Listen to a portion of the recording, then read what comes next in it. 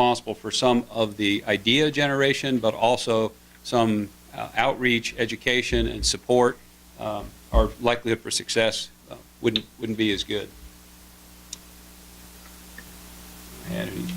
One other thing I might add is once we've got this information crafted, we are going to do one more field test before we come back to the commission in June. And that field test is going to be, we're going to have some draft ideas, and we're going to go out and host some town hall meetings around the state again one more time.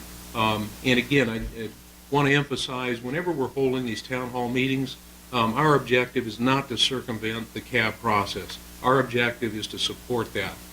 We'll continue to inform the CABs when we're having these, but what we're trying to do at this point is we'll be running out these ideas and trying to get a broad cross-section of the people who use these resources and try and get them to tell us, good idea, bad idea, how could we adjust that?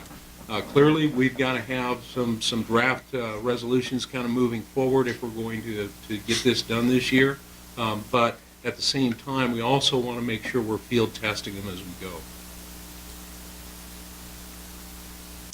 Just want to show you some of the early data mining that's occurred. And again, these don't carry any specific recommendations. These are only intended to provide you a glimpse of some of the analysis that's occurring, some of the data mining, what the sorts of things that we're currently considering in some of these preliminary stages. And I'm going to go through these. There's a number of slides here. I'm going to go through them quicker than we would be able to assimilate the information, and I'll point out a few observations. The price comparison, this is for annual resident adult fishing. The darker the color represents higher price, the lighter the color, lower. The extremes here, California at $47, Colorado at $26, Nevada's at $29.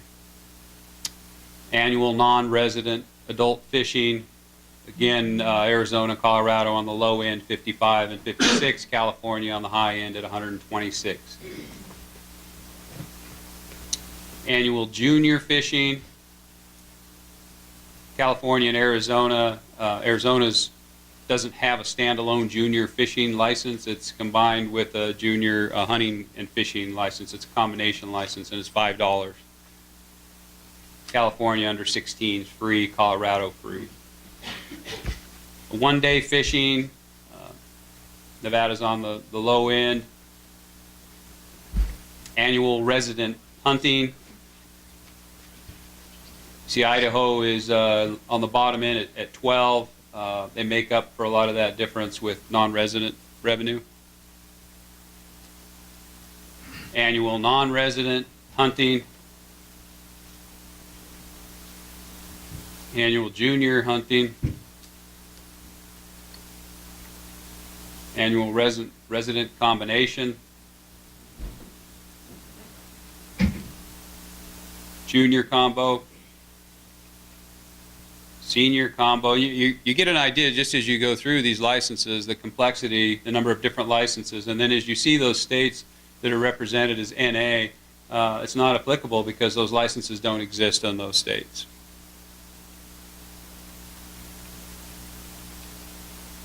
Annual non-resident combo. Trapping, resident, non-resident, youth. Mule deer, resident, non-resident. There's a kind of a tool in the upper right-hand corner to look at the ratio of resident to non-resident. Those states that are darker have a larger price difference between their resident price and non-resident price. As we said earlier, Idaho makes up for a lot of their lost revenue on the resident side by increased revenue on the non-resident side. So a $19.75 deer tag for residents and a $301 tag for non-residents. Elk.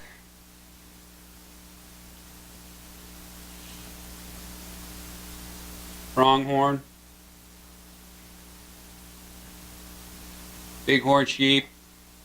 And as you look at bighorn, you might notice, well, Nevada at $1,200 for non-residents or $120 for residents is on the low end of both of those. You might think, we have a bargain out there for hunters. Idaho charges non-residents $2,100 for a bighorn sheep tag. However, even if there was a price adjustment, you're talking about so few tags that it wouldn't be significant source of revenue or loss of revenue. Mountain goats, similar scenario, even more extreme. Turkeys.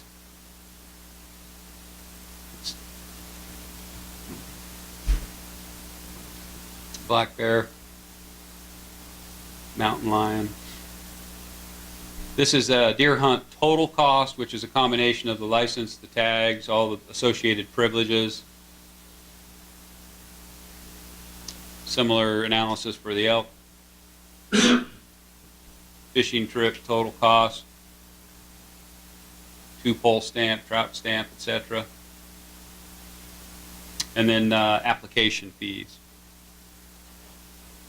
So really, like I say, there aren't recommendations before us, before you. There aren't considerations at this point. We're truly in that research phase of trying to understand how we compare in the market with adjacent states and in similar states, and primarily Colorado. We're engaged with focus groups. There'll be some additional survey attempts, and this won't go anywhere before it comes to the commission and before we have broader public engagement in this effort. Anything you want to add? No. Any questions on the license simplification effort? Questions for Director Wasley? Mr. Wakeman? Guys are quiet. To add one.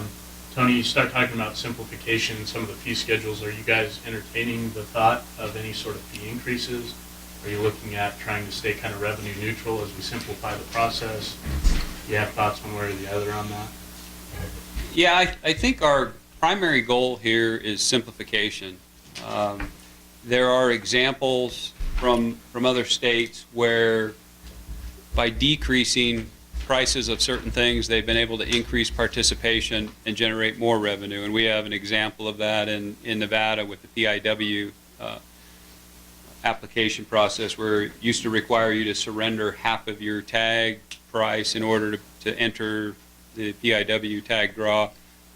And Commissioner Ford at the time, I believe, made the suggestion that be reduced to $10 with the idea that it would increase participation and be revenue positive, and that is exactly what happened. We generated more revenue as a result of that decrease.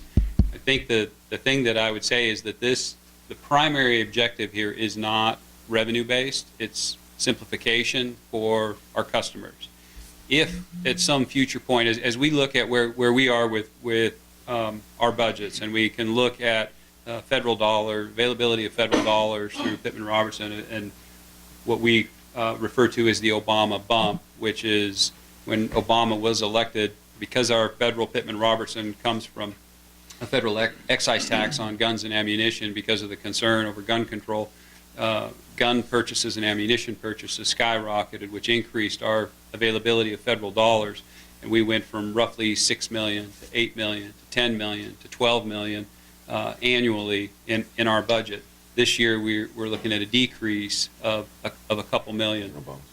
At some point, that's buoyed us. At some point in the future, there may be a shortfall, especially as we see our customer base continually aging and lack of recruitment and replacing people at the same rate that they're leaving the system.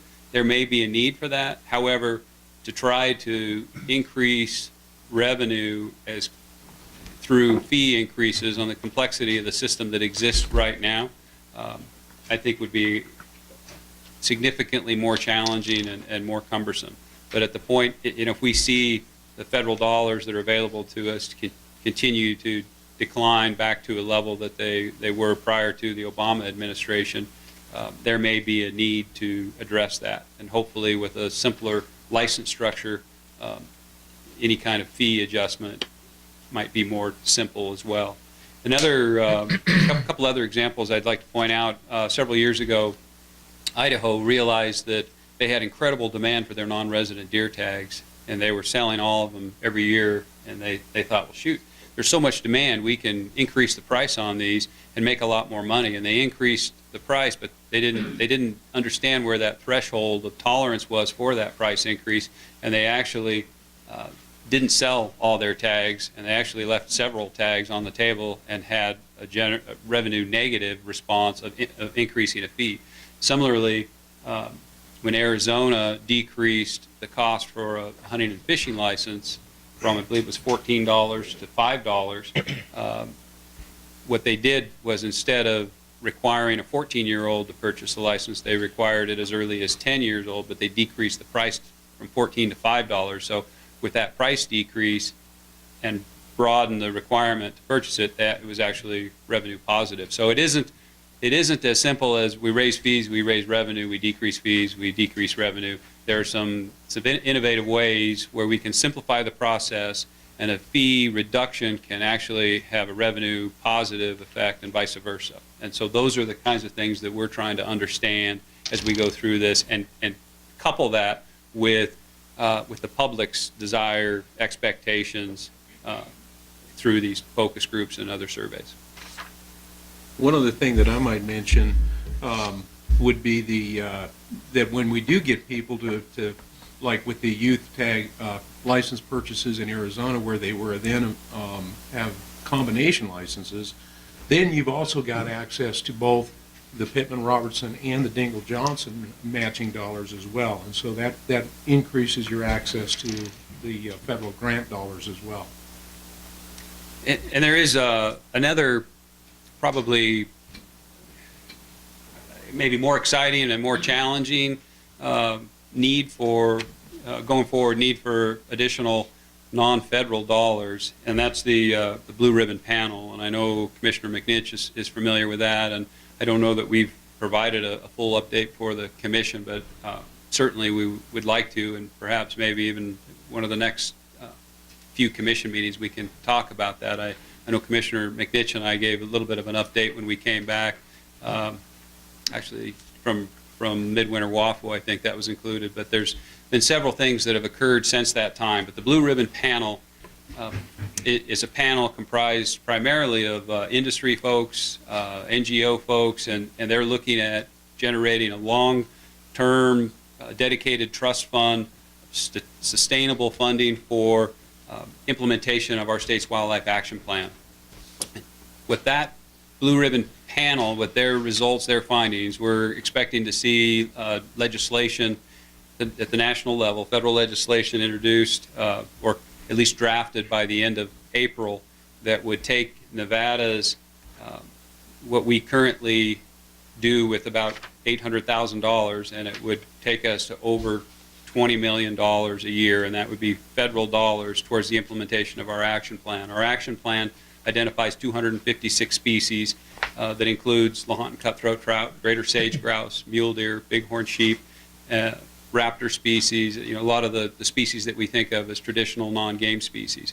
But if we have the opportunity through the recommendations and subsequent legislation out of the Blue Ribbon Panel recommendations, this would be administered similar to PR, where we would need to come up with 25% of that in a non-federal portion. Now, certainly we use volunteer efforts for an in-kind match, but to be able to become eligible for $20 million a year towards implementation of our wildlife action plan to address the needs of 256 species across the landscape, we would need to have an additional roughly $7 million through combined, in-kind match.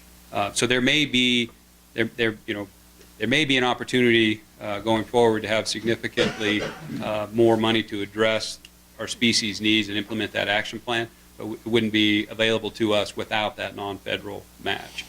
We're not there at this point in time, but it's an exciting opportunity that may require us to examine where that money would come from. Would it come from license increases, Tony, or what? What do you think?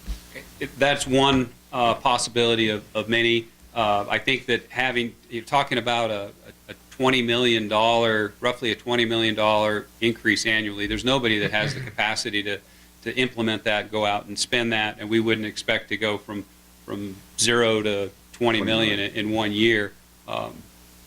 You know, it's the kind of money that, you know, in my mind would justify looking at opportunities for a general fund appropriation, because as we talk about the Wildlife Action Plan, we're talking about a whole suite of species across the landscape, game and non-game species, and really would want to target that in ecosystem type approach, not a little bit here, a little bit there. So certainly tag and license sales could be used as that match because it's non-federal, but we would certainly explore other opportunities like a general fund appropriation and other sources. Mr. Chairman, I got one question for Brian. Brian, when you're doing the wildlife values survey, how are you getting to the populations of, say, Southern Nevada? Are you getting to the diversity that was in our town? And where I'm going with this is I'm really concerned with the younger people that I see in our community not getting much exposure to wildlife and the issues that surround it. You know, whether it's outdoors, from camping, fishing, hunting, to leaving their neighborhood. I find that there's a large segment of the youth population in Southern Nevada that don't leave their neighborhood ever. They don't have transportation other than a bus. They don't have parents, or they don't have parents that have any background in wildlife. And I think we're missing an opportunity to at least, and I'm not talking about NDOW, but we as a state, to get to some of these kids, because I had some experiences when I was on the police department that I personally took on, and it was an unbelievable response by these kids that I took camping. They didn't know anything. They didn't even know it existed in Red Rock Canyon, which is 10 miles from where they live. They didn't know that world existed. And I think that provides an opportunity to look at that and see where our problems are. Mr. Chairman, Commissioner Young, you're absolutely correct. And it's, our objective in conducting this survey is to help. And one of the questions we're specifically asking is, where do you get your information about wildlife? And our intent is to be able to subdivide and use these strata that in our sampling to look at, and Clark County and the Vegas area is one of those strata that we're specifically looking at. One of the other strata is the northwestern part of, and also rural. And what that information will give us is, it's very important to know what those individuals think because Agreed. they vote. I agree. Or at least a large proportion of them may vote. The graph that we showed at the beginning, Tony went through, identified, what proportion of Nevada actually engages in any kind of wildlife activity at all is a minority. But what this will allow us to do is identify where these various strata get their information on wildlife. It'll give us the ability to identify those and be able to provide that information through those mechanisms. So it's a very powerful tool for us to be. This may not communicate wildlife values. It helps them communicate to us, and then will allow us to then communicate with them. I get that. That's good. I applaud you for doing that, Brian. Good information. Additional questions?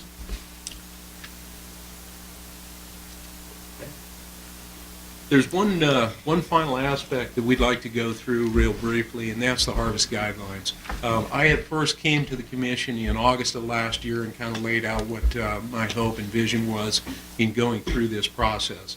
And essentially what we're trying to do, again, is trying to help simplify the process and help our biologists understand what the commission's direction is, help the public understand what the biologists are trying to manage towards. And our first effort as we go through this was not to change anything, but to identify what exists currently, how we do things. And the reason this is important, if you go out and you try to figure out, what are you managing towards with mountain lions? What are you managing towards with bighorn sheep? They're housed in a variety of different locations. They're not all in one place. Some of the mule deer information, for instance, some is in one plan, some's in another plan. Elk plans are scattered around. And so it's real important for everyone, in order to be able to know what we're managing towards, have a set of guidelines in one place and identify that. As we're going through it, one of our objectives is, again, try to make things simpler, more understandable for everybody. And we don't want to leave this behind and never revisit it once we establish it, but make it a routine process that we revise on a fairly frequent basis, or at least regular basis. Just wanted to remind everybody, these are all the activities that we had engaged on this process prior to November. This was the last time I had updated the commission, and when I had originally put this together, I had envisioned being able to get through this in a time frame that would be able to get us through February. I came back to the commission in November, and at that point I had identified that I thought we could get it completed by June. As we were moving forward with that effort, it became apparent with this license simplification, the wildlife values survey, there's a lot of, we're going to the well an awful lot, asking the public for an awful lot of information. And rather than confuse the issue, what I really wanted to do was go ahead. The commission had given us some direction that if we needed more time to take it. And so I wanted to give everyone kind of an updated projection on what we're planning to do as we complete these harvest guidelines. We did put a team together. We are evaluating the feedback that we've received so far. We've got some draft changes to the guidelines. The first thing I'd like to point out, is that in the yellow highlighted, we mentioned originally that if we had questions that came from these town hall meetings that we held back in November, we would probably go ahead and put together a survey instrument at that time. There were quite a number of comments, and just like with the focus groups, the most frequent comment that we had any feedback on really dealt with waiting periods. So we have gone ahead and we have put a survey instrument together. That survey instrument has been released. We are in the process of asking 2,200 licensed hunters in Nevada what they think about a variety of topics. We will get some feedback on waiting periods. That's one of the questions we're going to ask. It's certainly our intent not to do anything with that other than to inform the TAC committee, and that will then indeed also progress to help the commission make decisions on what they choose to go forward with on any NECs that may come forward. But there's a whole host of questions that we were asking, dealing with everything from season length to how late at night a turkey season should run, questions of those nature, and it's all based on the feedback that we received through the town hall meetings. Because we've got this other information on the license simplification, basically what we're intending to do is push back our next set of town hall meetings with the harvest guidelines to July, and bringing back the harvest guidelines to the commission at the August meeting. Thank you, Brian. Questions from the commission? Yeah, I got one question for Director Wasley. Tony, where's the best resource for someone to quickly see where our license applicants are coming from? The number of applicants, the number of license holders, what part of the state or what community they're applying, where they live, in other words, what type of hunt they're trying to get, and a comparative analysis going back, say, 20, 25 years. Do we have that kind of information somewhere? Certainly, Dawn Septon and Systems Consultants, they present some of that information annually, and they have PowerPoints that they provide us the overview of the draw, and they have the ability to pull that data out of that system. I don't know that it's compiled in the format that you referenced, but it's certainly achievable with the data that they have. How long have they been, System Consultants, been working with the state? That's a good question. I know that we went to the draw in 1975, and I don't know if at what year it was legislatively required that they be. Bob, do you know? I believe the late 90s they started one. I'm in here. I think the late 90s. Yeah, mid 90s. And just one last question. Has there been any follow-up after our meeting with Go Hunt guys? Yes. You have? Yes, they sent an email out yesterday. They've completed all their analysis and is now available online. And although they don't call you out by name, they are very complimentary of your efforts. And I just think that they're a good private sector partner for us to work with, and I think we can get a lot better information out to the public, the hunting and fishing It's outdoor there. public, because Mission accomplished. they have really got some sharp people there collecting the data. And Yeah. sometime I'll explain the Go Hunt Nevada.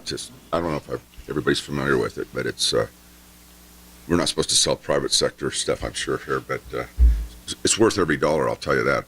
I signed up for it. It's good information. Additional questions on harvest guidelines? Thanks, gentlemen. Mr. Chairman, I might close just saying that these efforts,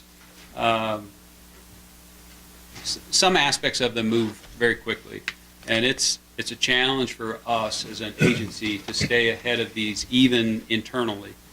Some of our folks haven't had the privilege of the kind of briefing that you've had here, and when we don't provide them the opportunity to learn about things and know about them, they kind of draw their own conclusions.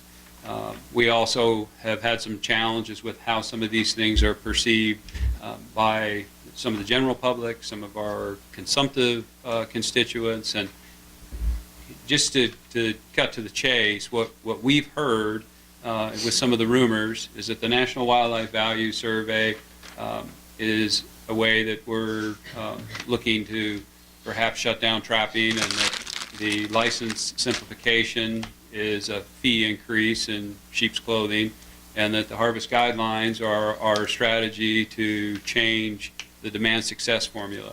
And what I'd like to say is that that is not the case. This is an opportunity for us to be transparent, engaging, and try to maintain agency relevance, try to be modern, try to simplify, try to engage the public and hear from a cross-section of our publics in a meaningful way. And to the end of maintaining relevance, there's a lot of folks out there, internal to our agency, external, who resist change. And just last week I heard a quote that for those people that hate change, they're really going to hate irrelevance. So I just want to invite the commission, anybody listening to this meeting, anybody watching it after the fact online, if you hear some of these rumors, some of the negative portrayal of these efforts, to please reach out, seek clarification, at least give us the opportunity to explain or address some of those perceptions. Commissioner McNinch? Tony, I really appreciate that. You know where I stand on it. I've said it over and over, and the one thing that keeps popping back into my mind, and it's somewhat of a rhetorical question, it's the agencies will transform. It's under what conditions, what terms, and you're setting the terms. I like the terms. I appreciate it. It's been a long time coming, and I'm convinced that it's the right way to go, and that good things will come out of it. So I appreciate it. Anything else, or any other further questions on it? Thank you, Mr. Chairman. Thanks again. With that, we'll close item 16. Just to let you know, housekeeping-wise, we'll try and get through item 17 and then take a short break. So I'll open item 17, Administrative Procedures, Regulations, and Policy Committee Report, Recommendations, and Commission Guidance. Commissioner and Committee Chair McNinch and Management Analyst 3, Kim Jolly. Item A will be the report of Commissioner and Committee Chair McNinch, informational. Mr. McNinch will report on the committee meetings held in January and February and present an anticipated schedule for moving forward with a comprehensive commission policy review. Commissioner McNinch? Thank you, Mr. Chairman. So, Kim, I'll go ahead and get us started, and then you can fill in some blanks where you see fit here. As we started to move forward with our committee, we've had two meetings, one on January 13th. We kind of updated at the last commission meeting on it. And we've had one since then, on February 18th. And, we've really talked about three primary policies at this time, and those are the ones dealing with rules of practice. And it's pretty obvious that there's an awful lot of things to discuss outside of just your standard editorial stuff and updates to recognize new technologies, the change of the department's address, things of that nature. There's a lot of things that need to be done, and what we've done is we've kind of hit a spot where we really need some input from the commission. And I'll start with A here and talk about our schedule. I had worked with Kim to develop kind of a schedule on what it would look like through the year as we clean up these policies, review these policies, and process them. And we couldn't even really complete that until we had a little bit of input from the commission. And number one, we've got a handful of policies. We want to make sure that that we either hand those off to appropriate committees or we incorporate them into our schedule, which